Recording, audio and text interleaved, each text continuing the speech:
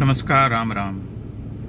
एक नया जो है प्लेटफॉर्म सामने आया है, आप सबने देखा ही होगा, परिचित होंगे, कॉकरोच जनता पार्टी। बड़ा दिलचस्प है।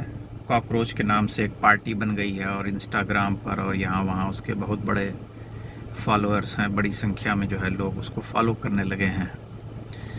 लेकिन धीरे धीरे क्या है कि आजकल जैसे ही कोई नया मामला सामने आता है, कोई नई चीज़ सामने आती है जिसमें कुछ दावे किए जाते हैं या कुछ इस तरह का वादा किया जाता है, कुछ आंदोलन, कुछ परिवर्तन, कुछ वादे, कुछ इस तरह की चीज़ें, तब लोग अधिक गहनता से उसके पीछे पड़ जाते हैं, उसकी सच्चाई जानने की कोशिश करने लगते हैं, मालूम करना चाहते हैं कि आखिर ये है क्या, क्या बला है। और ये 2012-2014 के बाद जो है ये जो प्रवृत्ति है ये बढ़ी है, क्योंकि लोगों ने बहुत तगड़े तरीके से धोखा खाया है। इंडिया अगेंस्ट करप्शन और अन्ना हजारे की अगुवाई में चलने वाले जन आंदोलन और क्रांति और परिवर्तन और तमाम इस तरह की हुंकारें जो भरी गई थी वो सब धराशायी हो गई हैं। बहुत बुरी तरीके से लोगों की जो आकांक्षा थी, जो आशा थी, उस पर प्रहार हुआ है। तो लोग जो हैं वो भयाक्रांत होते हैं, सशंकित होते हैं, इसलिए तत्काल प्रभाव से पता करने लगते हैं। और आजकल ऐसा है कि सोशल मीडिया का ज़माना है, तो कुछ भी छिपता नहीं, सच्चाई कहीं ना कहीं से उभर के सामने आ जाती है। कोई वीडियो, कोई लाइकिंग, कुछ शेयर, जुड़ने वाले लोग, तमाम तरह की बातें, और जिसकी जो मंशा होती है वह तो प्रकट हो ही जाती है। इसलिए ये कॉकरोच जनता पार्टी की जो मंशा है वो भी प्रकट हो गई है। और कुछ चीज़ें एक दूसरे से मिल गई हैं, जैसे कि इस देश में लोगों से बार बार ये कहना कि आप सड़क पर उतर करके आंदोलन करो, हुंकार भरना, और ये कहना कि जैसे जेन जी ने बांग्लादेश में और नेपाल में और यहाँ वहाँ आंदोलन करके तख्ता पलट कर दिया, वैसे ही आप भी यहाँ पर तख्ता पलट कर दो। आह्वान करने वाले व्यक्ति कौन हैं आप जानते हैं।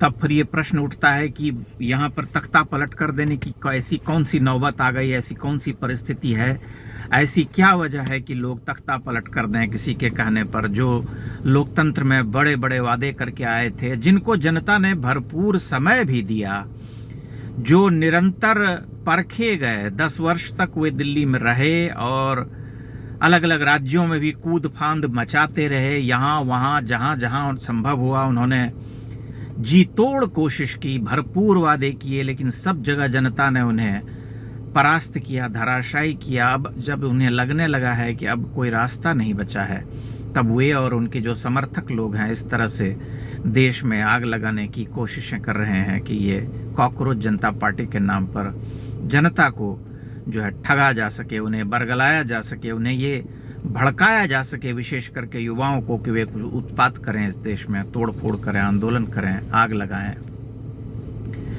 बड़े आश्चर्य की बात है कि भारत में लोकतंत्र के सबसे बड़े प्रहरी और इस प्रहरी के सबसे बड़े संरक्षक लोग भी समान मनोवृत्ति के हैं, क्योंकि उनके लिए लोकतंत्र का अर्थ होता है कि देश में चुनी हुई सरकार को हरा देना, उसके जैसे संभव हो उसे अपदस्थ कर देना, हो सके तो प्रधानमंत्री को गर्दनियां दे करके भगा देना, आए दिन अपमानित करना, अमर्यादित भाषा का प्रयोग करना, ये उनका एजेंडा है। ये उनके एक सूत्री कार्यक्रम में है। मानो जैसे पार्टी का घोषणा पत्र होता है, बिल्कुल वैसा ही है कि हम इसी लाइन पर चलेंगे, यही हमारी आइडियोलॉजी है।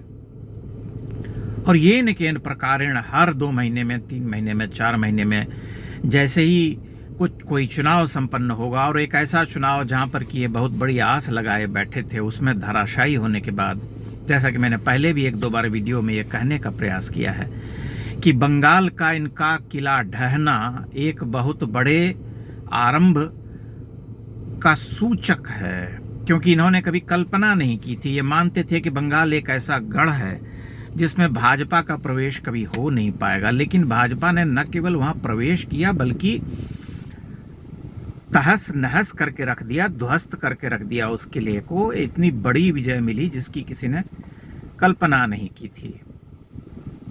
तब जो है ये गहरे रूप से ये चोटिल हैं, प्रभावित हैं, और इन्हें ये लगता है कि किसी न किसी तरह से अब इनको तोड़ फोड़ मचा करके इस देश में कुछ अव्यवस्था फैला दें और ये कह दें कि भाई ये सरकार जो है चलाने के योग्य नहीं है। आपको ध्यान होगा कि ऐसे स्टेटमेंट पहले कई बार दिए जा चुके हैं कि इस साल जो है नरेंद्र मोदी प्रधानमंत्री नहीं रहेंगे। ये भविष्यवाणी है या हंसता हुआ नूरानी चेहरा के द्वारा दिया गया वक्तव्य है, आप स्वयं याद करके सोचें, विचारें। परंतु इस तरह की बातें कह करके और एक जो ह्यूमन साइकोलॉजी होती है, मनोविज्ञान जिसे हम कहते हैं, उससे खेलना ये खूब जानते हैं। बार बार पटके जाने पर, बार बार एक्सपोज होने पर, कहने पर भी ये उससे पीछे नहीं हटते। ये जानते हैं कि कैसे जो है मनुष्य के, आदमी के, जनता के मनोविज्ञान से खेलना है, कैसे 100 नहीं 1000 बार झूठ फैला करके उनके मन में यह विश्वास बैठा देना है कि ये आदमी ठीक नहीं है, इसे हरा दो, ये बेईमानी कर रहा है, इस देश के लिए घातक है, तमाम बातें ऐसी ऐसी। लेकिन जनता इतनी मूर्ख नहीं होती, इतनी बेवकूफ़ नहीं होती है, बहुत समझदार होती है। छोटे छोटे लोगों के पास बहुत बुद्धि होती है, वे सोचते विचारते हैं, देखते हैं, आकलन करते हैं और उसके बाद निर्णय लेते हैं। भावुकता तो उनमें होती है, लेकिन ऐसी भावुकता, और एक बार नहीं, 2 बार नहीं, जब 10 बार वे धोखा खा चुके होते हैं, देख चुके होते हैं, परख चुके होते हैं कि आपने इतने वादे किए, इतनी हुंकारें भरी, लेकिन वास्तविकता ये थी कि धरातल पर आपने कुछ नहीं किया, तब कितनी बार आपके ऊपर विश्वास किया जाए? और क्यों नहीं उस व्यक्ति के ऊपर विश्वास किया जाए जो अपनी कही हुई बातों को पूरा करता है और पूरा करने के लिए प्रयासरत रहता है।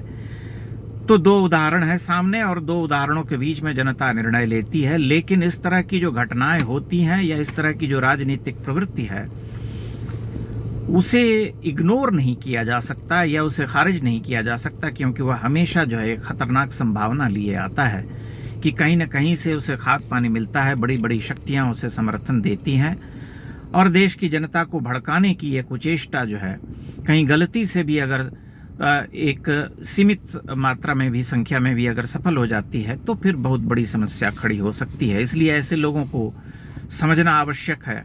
यह भी स्पष्ट हो गया है कि ये जो फॉलोअर्स पिछले 1 सप्ताह में इनके लाखों में हुए हैं, वो भारत के बहुत कम हैं। वो पाकिस्तान, बांग्लादेश और अमेरिका आदि में बैठे जो देशद्रोही लोग हैं, उनके और देश विरोधी जो हैं, भारत विरोधी लोग जो हैं, उनकी संख्या अधिक है। इसलिए उससे बहुत अधिक परेशान होने की आवश्यकता नहीं है, लेकिन इनकी प्रवृत्ति को समझना आवश्यक है। अब सब कुछ एक्सपोज हो चुका है, सब कुछ आपके सामने में है, तो आप समझ सकते हैं कि ऐसे लोगों को कभी भी आगे बढ़ाने की गलती नहीं करनी चाहिए, क्योंकि ऐसी शक्तियां पहले भी प्रयासरत रही हैं। एक पहले भी पार्टी आई थी बीच में, पिछले लोकसभा चुनाव में, सनातन के नाम पर बरगलाने का प्रयास किया था, कुचेष्टा की थी, लेकिन उसे धराशायी होना पड़ा। उसी तरह से ऐसी शक्तियां पराजित होनी चाहिए। हमारे पास अपनी आंख है, हमारे पास अपनी दृष्टि है, हमें अपनी शिकायतें हैं, हमारी हो सकती हैं, हम शिकायतें करेंगे, हम सरकार को बहुत सारी बातों के लिए विवश कर सकते हैं, परंतु हमें यह देखना होगा कि इस वर्तमान परिस्थिति में हमारे लिए सबसे अधिक अच्छा या सबसे बढ़िया विकल्प कौन है, और वह विकल्प वर्तमान सत्ता के अतिरिक्त कोई दूसरा नहीं हो सकता। हमारे मन में कोई भ्रम नहीं होना चाहिए इस बात को लेकर के, और ये जो है संतोष, ये विश्वास मन में होना चाहिए, बने रहना चाहिए, क्योंकि बाकी सब लोग केवल अलोकतांत्रिक, अमर्यादित और देशघाती बातें करते हैं और उनकी बातों को सुन करके किसी भी तरह की राजनीतिक परिपक्वता का अनुभव या एहसास नहीं होता है। आप अपने विचार, अपनी टिप्पणियां अवश्य कीजिएगा। बहुत बहुत धन्यवाद।